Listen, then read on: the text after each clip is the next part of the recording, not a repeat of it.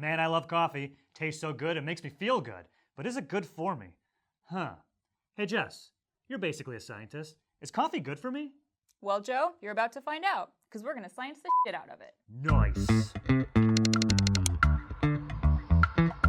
Let me tell you what's happening in my brain before I drink coffee. Okay. Life sucks. What's my middle name, shoe size, last name? Oh my God, I want some coffee. I start drinking and I'm like, yeah. Caffeine is the most popular psychoactive drug in the world, and the way most people get it is through coffee. When you drink the coffee, the caffeine actually hijacks your brain. There are receptors in your brain meant for a chemical called adenosine. And adenosine is what actually makes you feel tired. But when you drink caffeine, the caffeine takes control of those receptors and doesn't leave any room for the adenosine, and that's why you feel alert. So how many cups do you drink during the day? Let's see. I would say on average, probably like between 5 and 8. You should be drinking no more than 400 milligrams. Which is what, 400 cups? No, like depending on, because each cup is different in terms of how much caffeine is in it. Okay, wait, I'm sorry, 400 milligrams of caffeine. The FDA recommends no more than 400 milligrams of caffeine a day. There's about 142 milligrams of caffeine in this 12 fluid ounce coffee mug. So that's about 3 mugs a day.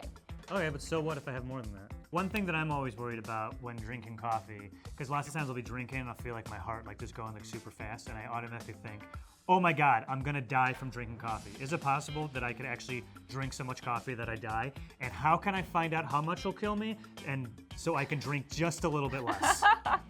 So it's not necessarily drinking too much coffee that's gonna kill you, it's the caffeine in the coffee that's gonna kill you. There was a study that showed that if you drank 12 highly caffeinated energy drinks within a few hours, you would most likely die.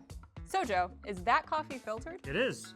That's actually healthier for you. Haha, yeah! Coffee contains over 1,000 compounds. Some of those compounds are healthy antioxidants, but there's something else in coffee that, according to one study, can actually raise your cholesterol levels.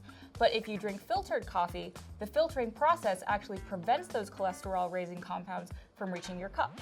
According to something I read online, caffeine affects your sleep, and you need a good like 5 hours to get it out of your system. It should be more like 6 hours, because the half-life of caffeine is about 6 hours. So it'll take 6 hours for your body to metabolize 50% of the caffeine in there.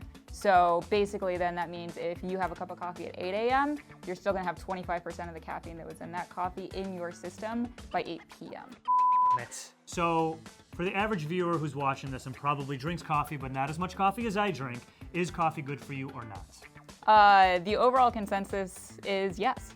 Aha! According to the latest scientific research, coffee can reduce your risk of certain cancers like liver and uterine cancer. Nice. And reduce your risk of cardiovascular disease. Nice. Type 2 diabetes. Nice. And possibly reduce your risk of Alzheimer's disease. Nice. And so, yeah, overall coffee is relatively good for you. Hell yeah. Cancer-free, sharp brain, plenty of energy, terrible breath. Sorry, by the way, we didn't know we were gonna stand this close. So conclusion, coffee is the shit. You should probably stop drinking when you get older, because drinking coffee within the first hour, it can actually raise your blood pressure. Like in the day? Within the first hour of drinking. Okay. Yeah. I'm probably not gonna do that.